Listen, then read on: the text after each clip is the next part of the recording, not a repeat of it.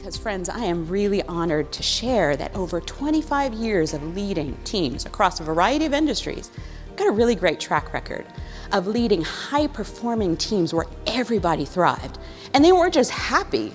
We're putting numbers on the board, double-digit growth for every team that I led, and I'm so grateful for that success. And I started to peel back exactly what was my secret sauce. What was it that caused my teams to be so high-performing?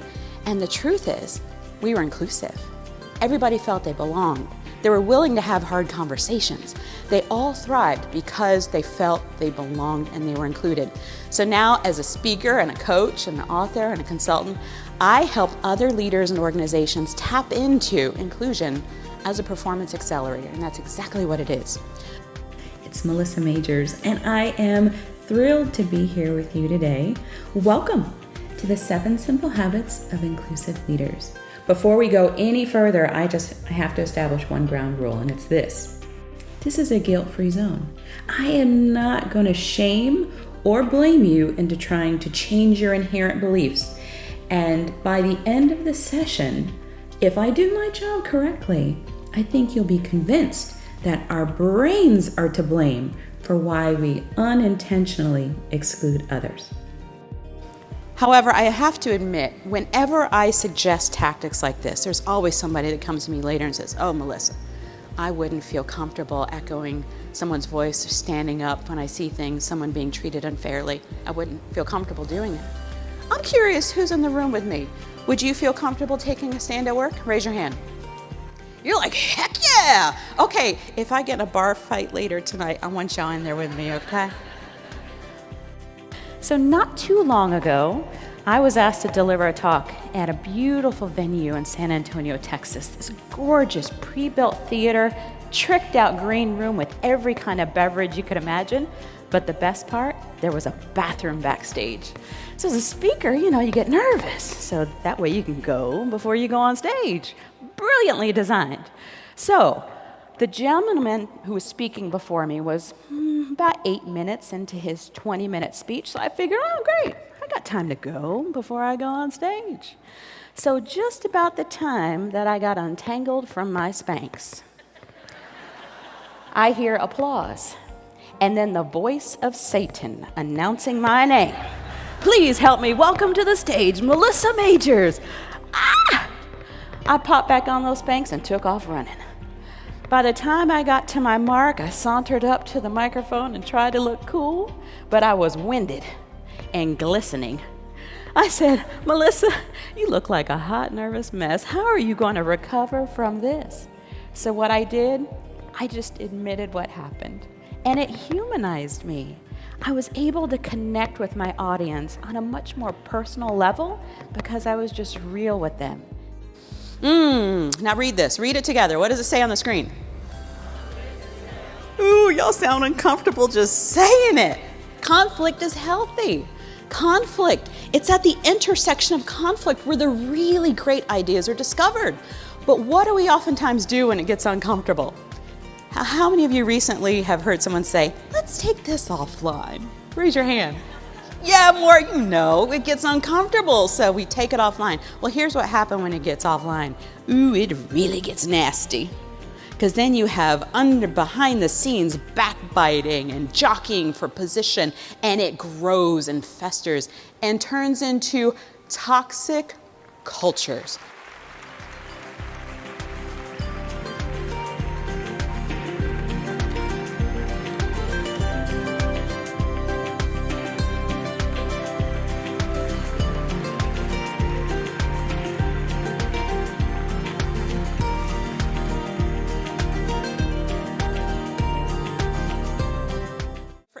How many of you are committed to doing something differently? Raise your hand.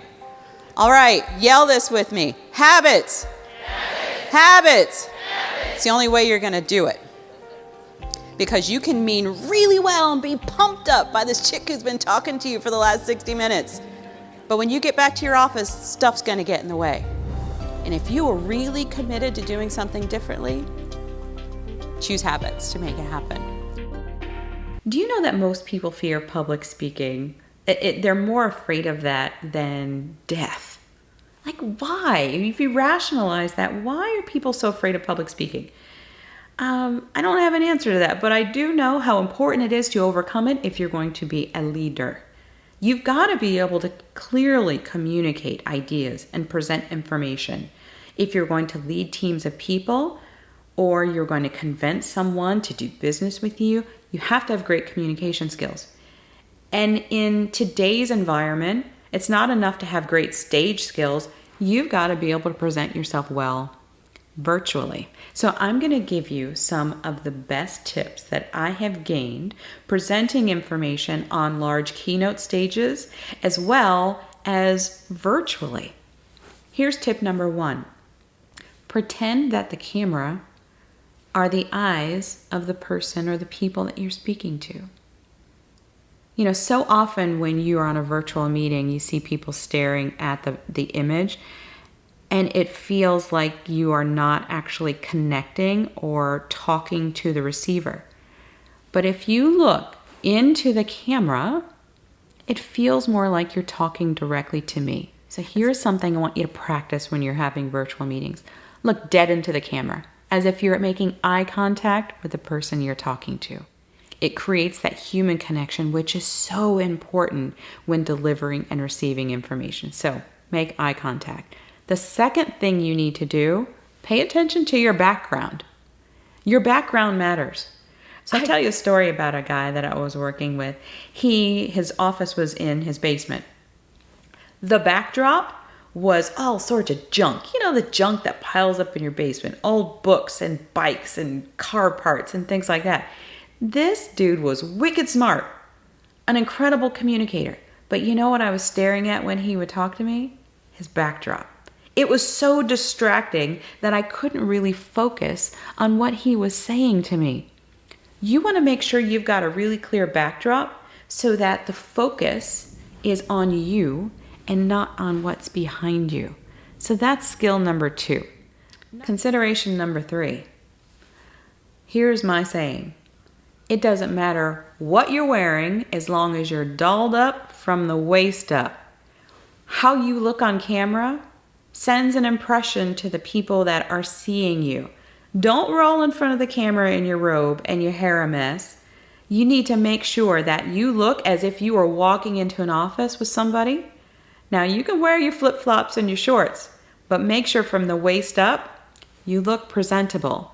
It matters. People will form an opinion on how you look. So again, make sure that you are dolled up from the waist up, you've got a clean, decluttered background, and you make eye contact with the camera. A couple years ago, I had almost a meltdown. I realized I was failing in how I was delivering presentations. I wasn't failing because I wasn't ready. My presentation looked great. I knew my stuff. I knew what I needed to say. I looked the part. I was failing because what I was saying wasn't really being heard by my audience. And so it was hard for me. I was a professional educator. I realized I was going about it the wrong way. And what led to my realization is when I started studying neuroscience to understand how the brain is wired to pay attention, learn, and remember what information it is exposed to. I realized I was going about it the wrong way. So I'm going to share a clip from a course that I deliver called Mesmerize, How to Design and Deliver Brain-Friendly Presentations. These tips work. Make sure you're paying attention, and I guarantee you they will help you start mesmerizing your own audiences. And I had no idea that my messages weren't being actually paid attention to because my audiences look like this. Nerve inside their brains were actually doing this. What I discovered when I started studying neuroscience to understand how the brain is really wired to learn and pay attention, I realized I was going about the wrong way. And it wasn't because my presentations didn't look good. I had my best presenter suit on. I was ready. I was confident. I just wasn't delivering information away where people's brains could actually pay attention to and remember. I was going about it the same old status quo, tired, lecture-based way. Well, guess what? That doesn't work. I want to tell you about some of the tips and tricks that I have learned through my studies and my career as a professional speaker. And so I'm going to share some insights into a course I offer called Mesmerize, How to Design and Deliver Brain-Friendly Presentations. First, I want to tell you about one of my bosses. So not too long ago, I had a boss. This is Scott. He is delivering his annual big presentation he has to give to the sales team. He's ready. I mean, Scott is wearing his best suit, his confidence tie. He's got his power socks on. He knows his presentation. He has 30 minutes of content to deliver, and his audience loves him. But he's still going to lose his audience's attention despite all those great factors.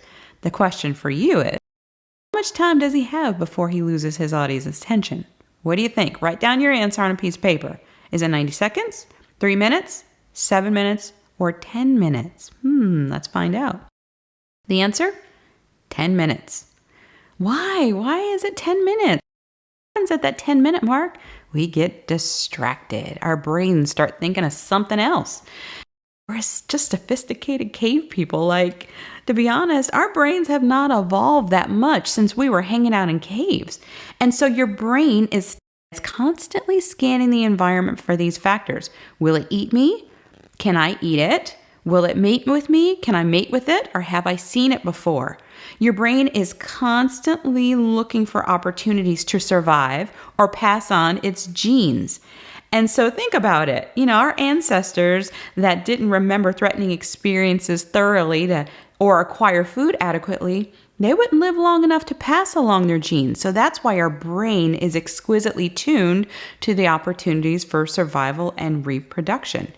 Our brains will give us permission to focus on something other than scanning the environment for those factors.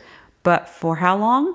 10 minutes at a time. Nobody really knows why it's 10 minutes, but it's 10 minutes. If you're Scott, you have a 30-minute presentation to give. Here's what you do. You chunk your presentation down into 10-minute segments, and you anchor each segment with a hook that'll trigger emotion and connect those two segments together.